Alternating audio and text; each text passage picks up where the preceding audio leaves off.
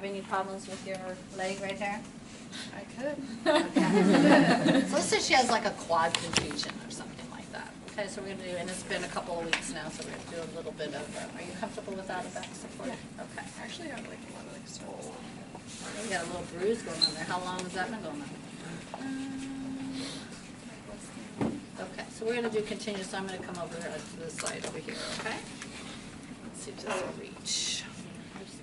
Yeah. I think. So generally speaking, I will lower this, I will sit so that I'm more comfortable body mechanic wise, but I want to make sure I have enough leverage. So I want that table to be low enough so that I can actually get that pressure. So we're just going to say that she's got like a mid-quad contusion, that somebody kicked her during soccer. Must be a little bit cold.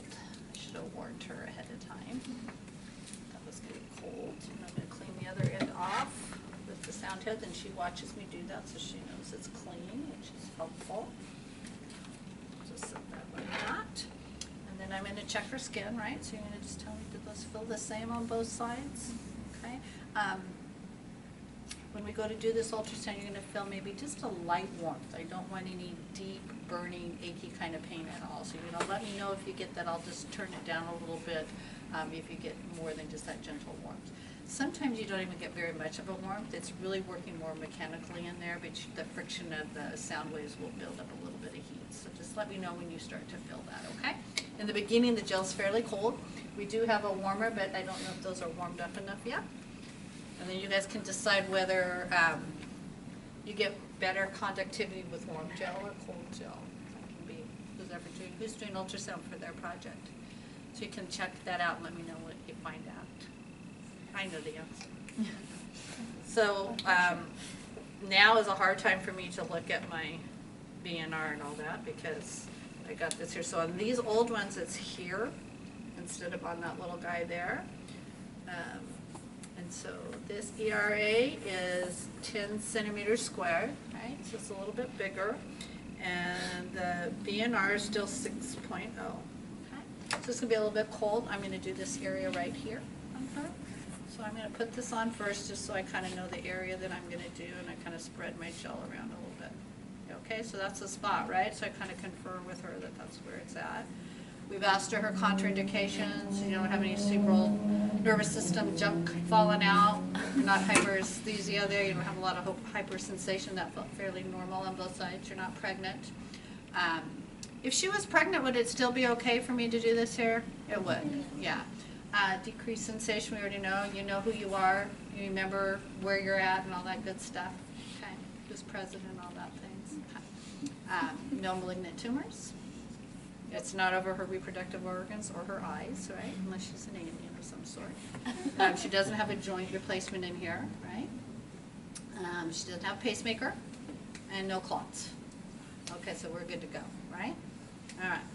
So now I'm going to set my parameters. So what do you guys think? I want just sound, right? So on this one, you have this thing. It'll hit for sound right down here. It'll automatically go to 5 minutes. Because we're going continuous, how long did I say you had to go to get that deep? 12 minutes. Yeah. We won't go that long, but 12 minutes would be what we would want, ideally. Do you think this is deep or superficial I'm wanting to get into? Because we think about 2 inches, right? So I think we want, so what frequency is that going to be? 1 megahertz. Okay, so here's our little guy here to change that. And are we going to do our duty cycle? Is it going to be 10, 20, 50, or continuous? Because we want a thermal effect. Okay, and it's already on continuous for me. So all my parameters are set here. My intensity, what do I want to start at? So it usually says 0.8.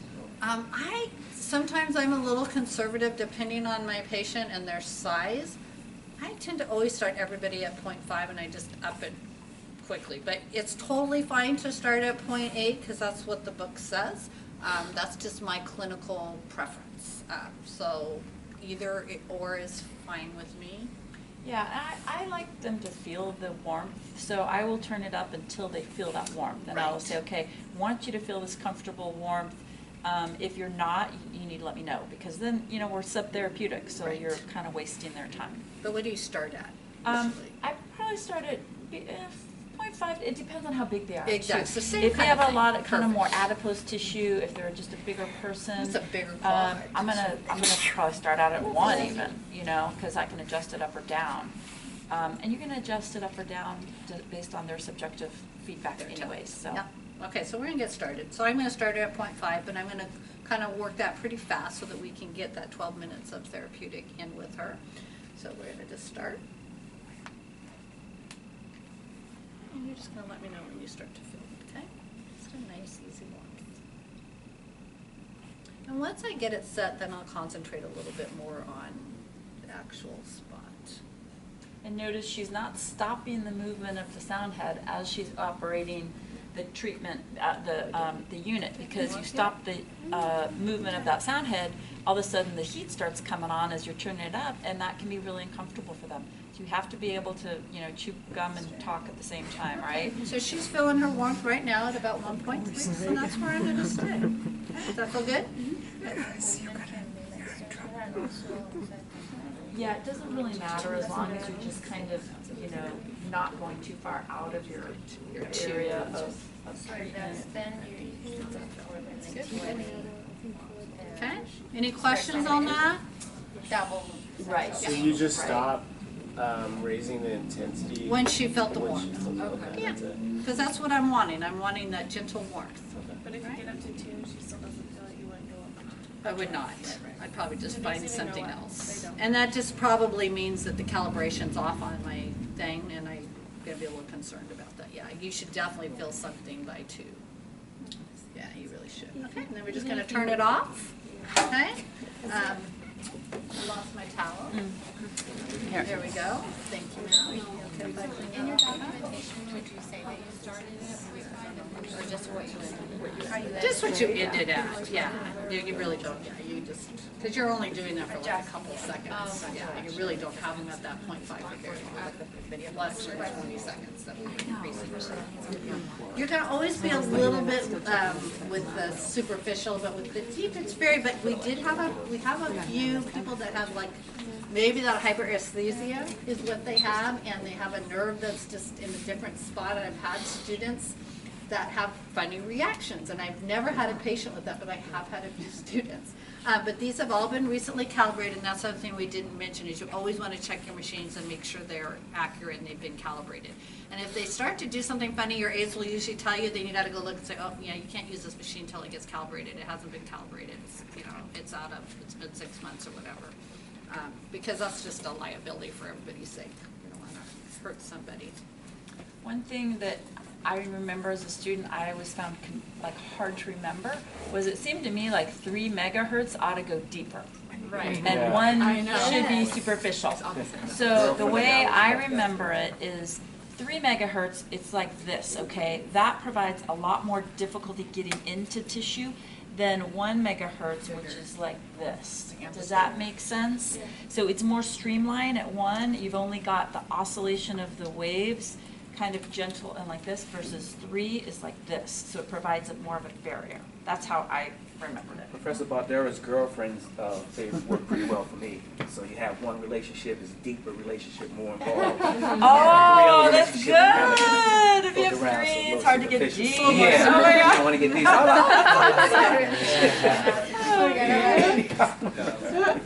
So thus, we're a little more scientific over here. And they both will weigh. Whatever will get you to remember which one. We're all okay with that. Okay, so those are our ultrasounds, okay? You guys good with that? How many of you guys did your scenarios? Yeah?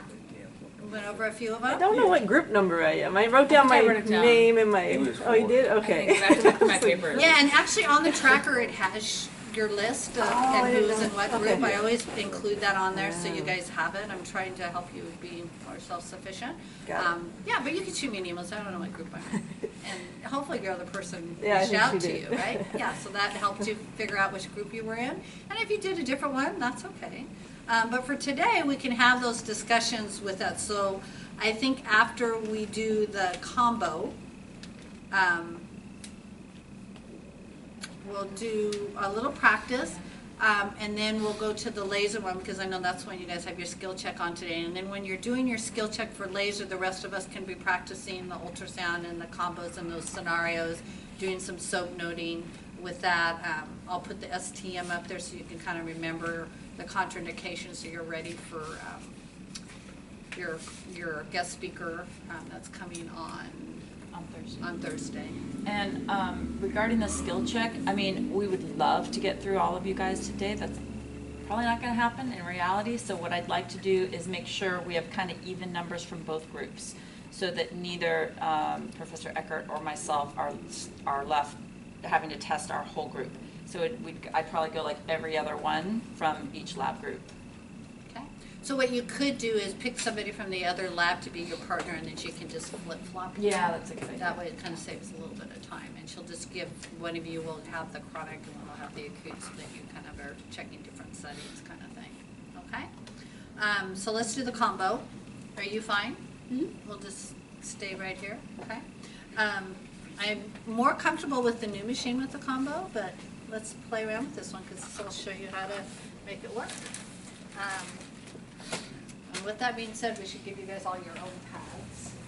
You have tester pads.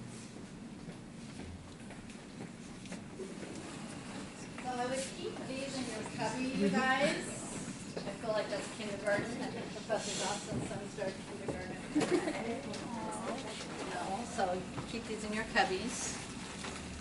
I will just give test hers right now, but put your names on them. I would put them also on the sheet in there, and then that just keeps on there, your skin, you know, just kind of keeps the hygiene part. You don't have to worry too much about anybody. So with a combination, why do you think we might use a combination of electrical stim and ultrasound? To get muscle activation. So let's say we have a trigger point, something like a muscle spasm that's really like this, but we also want a little bit of that therapeutic effect of the ultrasound, whether it be from the mechanical or the thermal effect. So then you can get both of them through that. So the E-stim is going to come through the sound head. This is going to be your dispersive pad. Usually the bigger the pad, the better it's going to be, because then you're going to just fill it through the sound head. Sometimes if this isn't big enough, they're going to fill it more in this than they are where we want to actually get the muscle. I use this mostly for the upper trap and the levator. That's probably the biggest area that I will use combination on. And so when we break up after our demo today, I'll show you guys how to do that. But I just, for demonstration purposes, will do this. So we're going to make sure that, you know, her sensation where I'm putting that dispersive pad is also okay, right? Because she's going to have stuff coming out of here, so I want to make sure she can feel that and that I'm not going to hurt her. Okay, so we've checked her skin on both sides. We've already gone through the contraindications. You need now the contraindications for both electrical stim and ultrasound, which I know I haven't done electrical stim yet, but we'll talk about that soon. So we're just going to have faith that she doesn't have any of those contraindications today. She looks fairly healthy to me. Maybe a little tired, but so aren't we all. So I always keep the combo one in here because they all look the same. The combo one, though, is a little bit unique in that it has one shorter one, okay? And that's the one that's going to go into the side here that says combo output. So we stick that in there. And then the other one is going to go into one of the channels. And I always just pick channel 1 because that's the easiest, makes most sense. That's the one that is going to come out of, oh, no, that's the dispersion pad, sorry. There we go. The one that fits, right? It's a larger one, so it can only fit in It can that only fit there, spot. the red one can only fit here, and this can only fit in here. So the channels are, it doesn't matter. It would matter because then on here, so I always, because so you're going to have channel 1, 2, 3, and 4. So you would just have to make sure whatever channel you had this on is what you had this on, or nothing's going to come out. So I always just use channel 1 because it's going to default to channel 1. Okay? Does that make sense? So I would just use channel 1. It kind of helps out. So with this, you're going to do, down here it says sound or combo. So right now it's on sound. I'm going to hit it one more time, and now I get the combo. You're always gonna set your ultrasound up first on any of these machines. The ultrasound will not come out until you actually hit the start button, okay? And one thing we didn't talk about, once you start sound, what do you think will happen if I have this in the air? You could crack that little crystal head. They're much safer now than they used to be, but that's what makes them uncalibrated, and you get that when you get them on here, it might burn them because you haven't protected the sound head, and so then it needs a new sound head. So really make sure you always have this on here before you hit start. Don't have it be hitting the air like this. And we've kind of talked about this a little bit. Dr. Smith was saying you want to make sure you keep contact. You want to make sure you don't have, like, you're doing this, talking away to somebody. Some of the machines beep, but most of them don't. So you want to make sure you have contact of that the whole time. Okay, and these will give you a little green thing that tells you you're conducting it right. All right, so just make sure you're doing that. We cleaned your sound head, we cleaned your skin. We're going to do still deep, right? Still the quad. So what frequency is that? 1 or 3? 1, okay. And this one actually has a 2, so you could do something in the middle if you had like an itch somewhere that you wanted. Are we going to do continuous or pulsed? I think I'm going to go pulse this time. I want a little bit more of a mechanical effect. All right, so I'm going to go maybe 20%, maybe 50%. We'll start with 20. We'll see what happens. Okay. My intensity for her, because we're at 1 megahertz, we know with her ultrasound she was able to do 1.2, right? But now I have her on pulsed.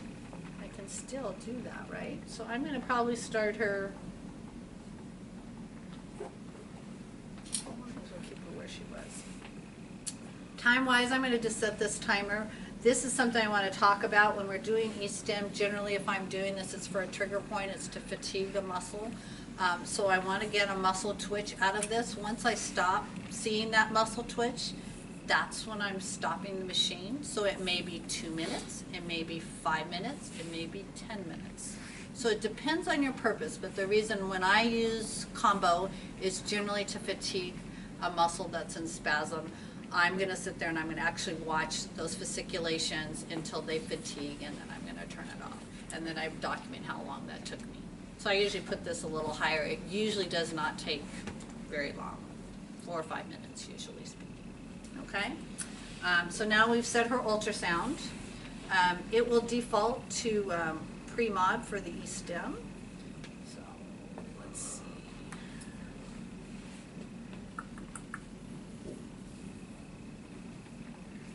There's our pre-mod. We have 2 choices. We can go high or we can go low for that frequency. So we can have it either go about 10 or 1 per second. So which do we want? 10 seems good. 1 would be if you really want to work that guy out. So I'm going to hit this again to make sure it's just on high.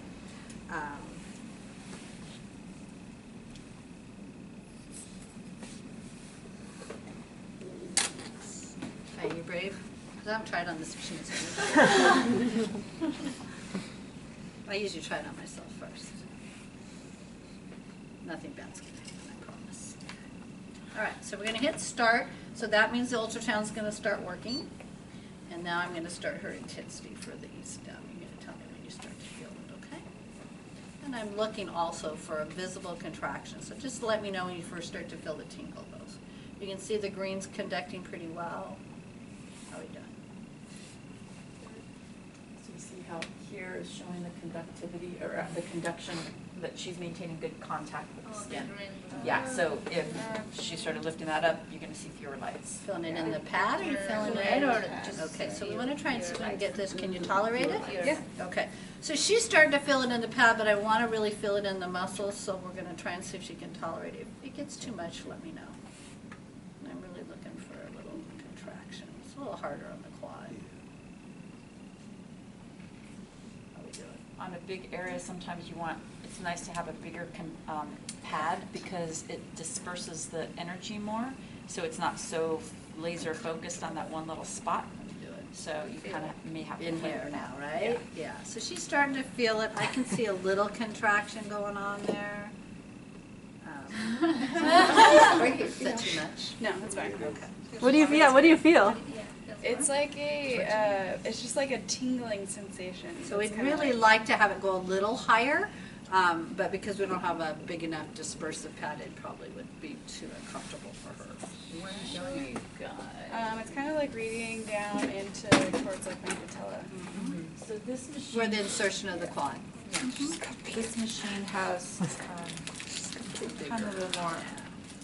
Gosh, it's really stuck in And you're putting the pad, Mm-hmm. or she's having that, So this No, is a the carbon. pad's just a dispersive, dispersive pad. pad. I'm gonna turn this off. And it's the same thing, only you would have to wrap it on with some sort of an ACE wrap or something. So this is bigger, and if she was having a problem getting that good, strong muscle, motor response, then you could use this instead You of get that. it wet, and sometimes you could put a You could put a sponge sponge on or- there, yeah. that'll help. So yeah, or we just get Or bigger the gel. pads. Yeah. Yeah. Okay, so we would want to get that contraction. The dispersive pad is just going in a bigger area around that area. around where she's having. So like if I'm doing the quad, I'm gonna do it somewhere on that quad so that I have that connection. You could do it on the hamstring would be fine. I could even put it on her calf, but I usually try and keep it on the area that I'm working on.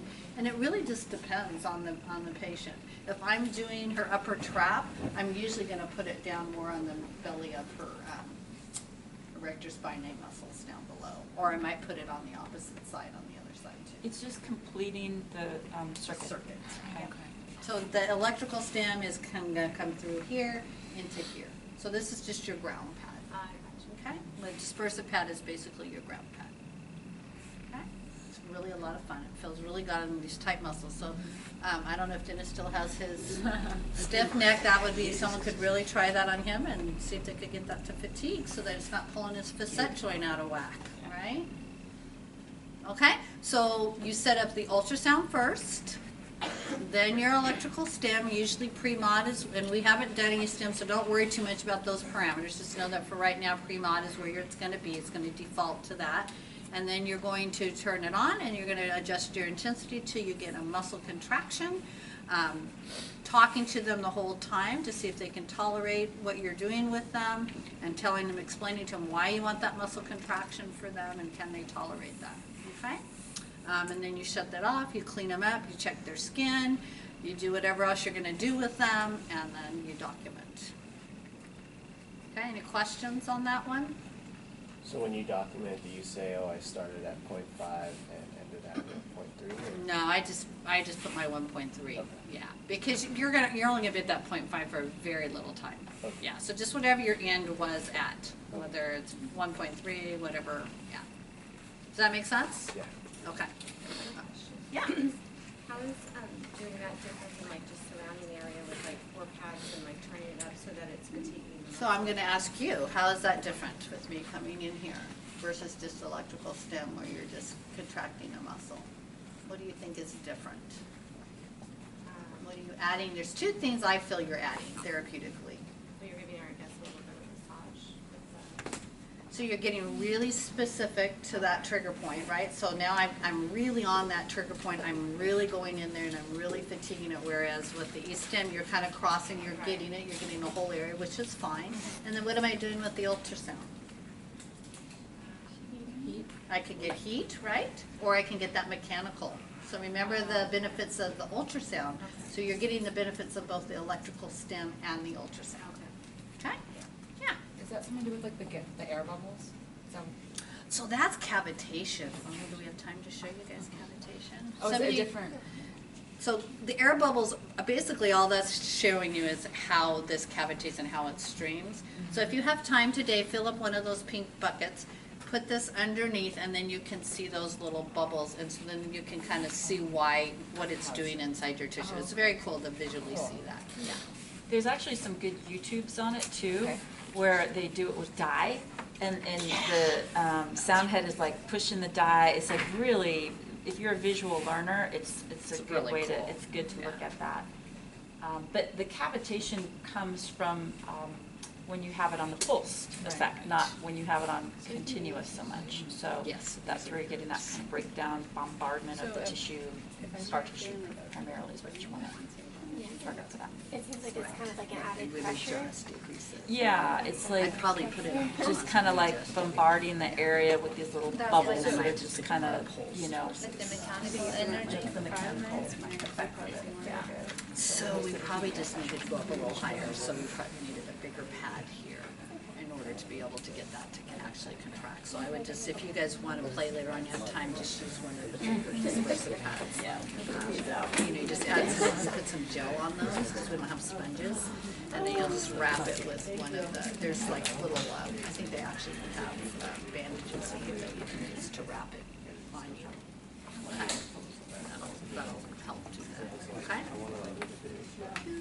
All right, and then when you're all done, you want to make sure you unplug everything, turn everything off. Somebody could grab and unplug the cord so we don't